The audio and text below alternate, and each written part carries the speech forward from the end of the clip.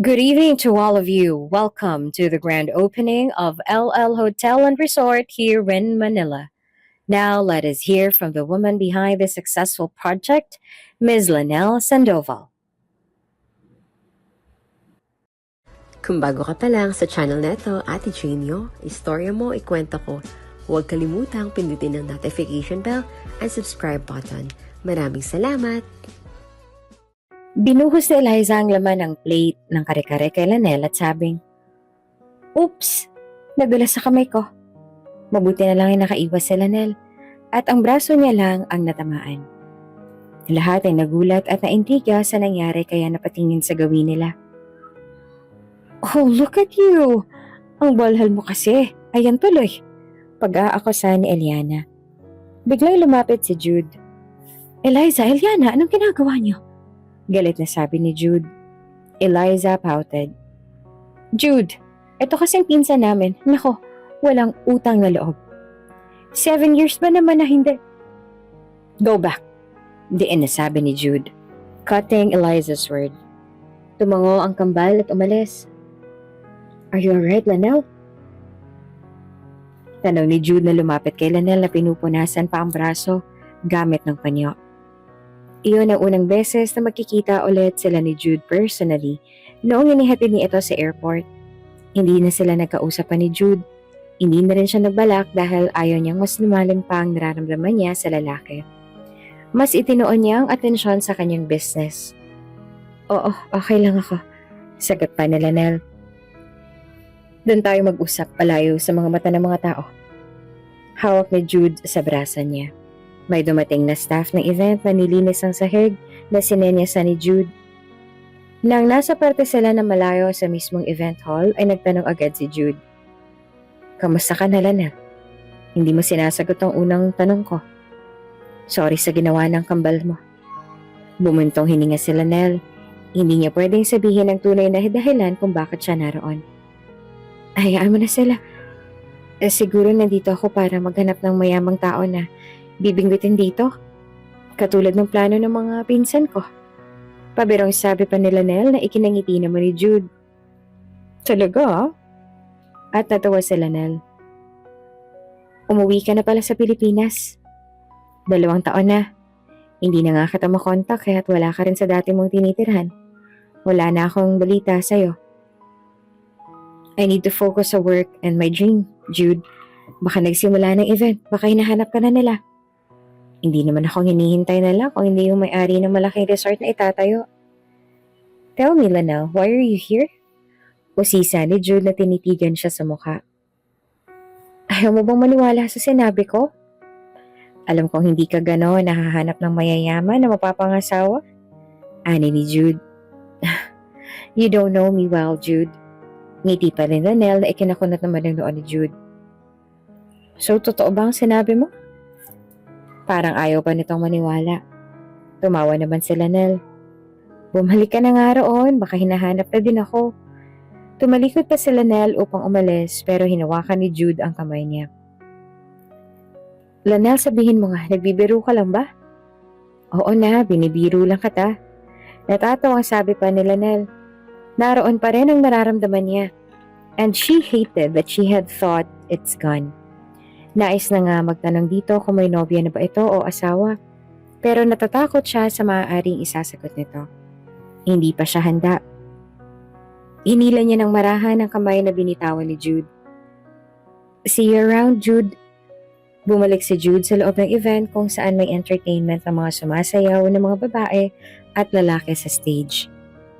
Nang matapos ang sayaw ay dumating ang host. "Good evening to all of you. Welcome to the grand opening of LL Hotel and Resort here in Manila. Now let us hear from the woman behind this successful project, Ms. Lanelle Sandoval." Naiubo ni Eliza ang ininom na wine sa narinig mula sa host. Si Eliana naman ay nahulog ang panga na napatingin sa stage kung saan umakyat ang babae na hindi akalain ng 2 kambal na si Lanelle. Iba sa nakita nilang Lanelle kanina dahil sobrang ganda nito. Wearing a lilac elegant dress that fit her curves. Wearing a 5-inch heels at nakabraid ang buhok nito. Umalingaw-ngaw ang palakpakan mula sa mga bisita. At sa bawat hakbang ni Lanelle papunta sa entablado, naramdaman niya ang bigat ng tingin ng lahat. Mga investors, bisita, maging mga empleyado ng hotel na nakatanaw sa kanya mula sa likod at lalo ng tingin ng mga pinsan niya. Nakangiting hinawakan ni Lanelle ang microphone. "Good morning everyone." Saglit siyang huminto. Pansamantala tiningnan ng tingin sa gulat na reaksyon ng kambal na nasa harapan pa ng stage nakaupo. "First of all, nais ko magpasalamat sa lahat ng narito ngayong gabi. Hindi ko maaabot ang tagumpay na to kung wala kayo. Ang LL Hotel and Resort ay nagmula sa isang pangarap na makapagbigay ng natatanging karanasan sa ating mga kababayan at mga bisitang dayuhan. Ngayon, narito tayo sa bagong sangay natin sa Manila, ang pusod ng ating bansa." Pati si Jude ay nabigla rin. Napatingin ng dalawang kaibigan ni Jude dito bago sa stage. "Lanelle Sandoval, ha?" Nakangising sabi ni Theos, isa sa kaibigan ni Jude. "Really? Isn't she a beauty?" Sinipat ni Jude ang kaibigan na tumawa upang mang-asar lalo. Saglit na tumigil si Lanelle. Tinitigan ang mga mata ng bawat isa. Itong sangay na to ay hindi lamang para sa mga turista, kundi para na rin sa ating mga kababayang naghahanap ng pahinga, karangyaan at seguridad.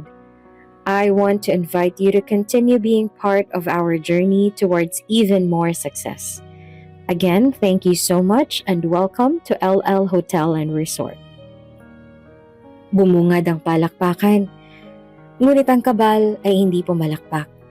Pansin ni Lanelle ang mga investors ay nag-uusap-usap. Tila natutuwa sa potensyal na kikitain ng bagong sangay. Lumapit ang host sa entablado at kinuha ang mic mula kay Lanelle. "Thank you very much, Miss Sandoval, for your inspiring words. This is truly a special night for LL Hotel and Resort, and even more so for the people who helped make it possible. Let's give another round of applause for Miss Sandoval." Muling sumabog ang palakpakan na mas malakas pa kaysa kanina. Bumaba si Lanelle sa entablado upang harapin ang ilang mga bisita at investor na bumati sa kanya. Napansin niya ang kambal na pinsan na tumayong umalis. Isang tuwa ang nasa kanya na makitang napahiya ang dalawa. Matapos ang ilang minuto, lumapit si Jude kay Lanelle. May ngiti sa kanyang mukha, ngunit may halong pagtataka sa kanyang mga mata. "Lanelle, congratulations! Pero bakit hindi mo man lang sinabi sa akin na ikaw palang may-ari ng LL Hotel and Resort?" Ngumiti pa si Lanelle. "Para i-surprise ka?" Sagot niya sa inosenteng ngiti. "Surprise?" Tumaas ang kilay ni Jude. Natawa na rin. "Well, you got me there. Pero to be honest, sobrang nagulat ako kanina. Hindi ko talaga akalaan. And I'm proud of you, Lanelle. You've done an amazing job. Kaya pala tahimik ka sa loob ng 3 taon. Because of this." "Thank you, Jude. It means a lot to me." "Congratulations, Miss Sandoval." Lapit na bati ni Theos na kinamayan sa Lanelle. "Thank you." Sagot na baling naman ng isa pang binata. Napansin niya na kasama iyon ni Jude nang dumating kanina. "I'm Theos McKinley, Jude's cousin. I'm one of the owners of MacT Resto Bar in New York. I see your business potential, Miss Sandoval, and we could collaborate." Anito. Palihim na sinamahan ni Jude ng tingin ng pinsan. Pumaitaas ang kilay ni Lanelle at narinig niya ang MCT Resto Bar sa mga kilala niyang entrepreneurs. Kilala ang resto bar na pinupuntahan ng mga Hollywood actor and actress. It was a big opportunity from the owner itself. "Sure, Mr. McKinley. Here's my business card. You can contact me by next week." "Oh, thank you, Miss Sandoval." Tuwang sabi pa ni Theos na sinulyapan si Jude kasama na ng aasar ng ngiti at ngumiti ito ng peke pabalik sa pinsan. "I'll call you by Monday then, Miss Sandoval. For now, I must go back to my table and enjoy the food served." Paalam ni Theos. Habang nag-uusap sina Jude at Lanelle, ay siya namang lumapit ng kanyang kaibigan na si Leia. May ngiting puno ng sigla. Lanel, congratulations sa success ng launching. Madaming umattend. Sabi nito. Umabot ang mga mata sa paligid bago tumingin kay Jude. Sino to? Leia, eto si Jude. Kaklase ko ng college. Pagpapakilala ni Lanel. Jude, si Leia. Naging kaibigan ko siya sa unang trabaho ko. Oh, nice to meet you, Leia. Bati ni Jude na nakangiti. Nice to meet you too, Jude. Sagot ni Leia. May bakas ng tuwa sa kanyang boses. Nilipat ang tingin kay Lanel. Gusto nga dumalo ni John kaso ayun na nga, hindi natuloy kasi kailangan niyang pumunta sa Cebu. You know, work stuff. Pero nais niya tong bigay sa'yo. Inabot ni Leia ang isang paper bag na tinanggap naman ni Lanel. Sabihin mo sa asawa mo na hindi na kailangan na gawin niya to, pero maraming salamat. Alam mo naman si John, kahit sabihin mo na hindi na kailangan ay mag-i-insist na rin siya. Parang little sister ka na nun At may balita pala ako sa'yo mamaya. May kasiyahang bakas naman sa mukha ni Leia. At kung anong balita yon, alam ni Lanel na matutuwa siya. Nang matapos ang launching ay inihatid siya ni Jude. Sa loob ng biyahe ay panaykwento ito ng kung anong mangyayari sa buhay niya after his mother passing. At si Lanel naman ay nagkwento rin ng nangyari sa kanya, ngunit isa sa bagay na hindi niya masabi dito ay ang ginawa ng kapamilya niya sa kanya. Huminto ang sasakyan sa tapat ng isang bahay sa may subdivision. Pinuksan ni Jude ang pintuan para sa kanya. Hindi mo na kailangan gawin yun, pero salamat. Ani Lanel pagkalabas ng sasakyan. Tumingin si Jude sa paligid at kumunot ang noo. Malayo ang mga kabahayan dito Tsaka, ikaw lang mag-isa? Pansin nito. Tumawa naman ang marahan si Lanel. Safe nga dito tsaka magandang paligid. Maraming mga puno at fresh ang hangin. May concern pa sa mukha ni Jude. Paano kung may mangyaring masama sa'yo dito? Hindi ka kaagad makakahingi ng saklolo. You know that and no matter how you feel it's safe, lalo na sa panahon ngayon. Huwag kang ang nega, Jude. Mas gusto ko ng ganito, tsaka may tight security dito.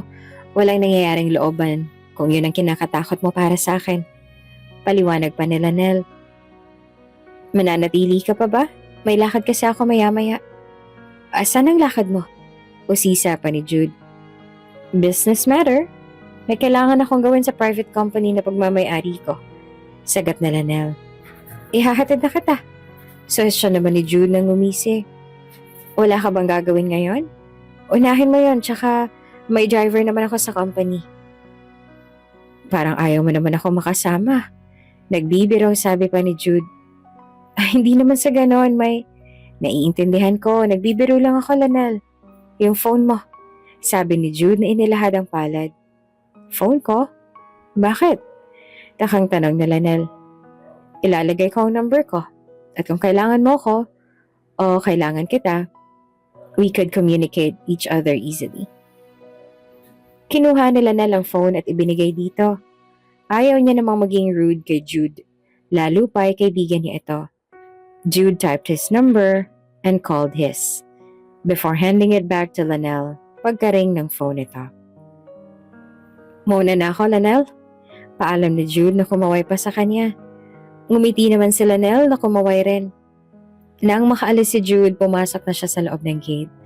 Binati siya ng dalawang katulong pagkakita sa kanya, na binati niya rin bago nagtungo sa kanyang kwarto.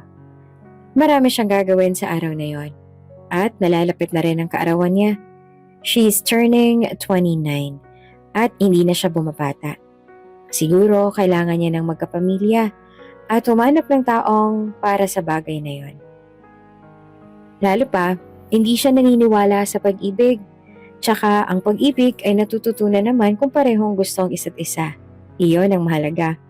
Kailangan niyang tanggapin ang mga suitors niya as long as the man could provide.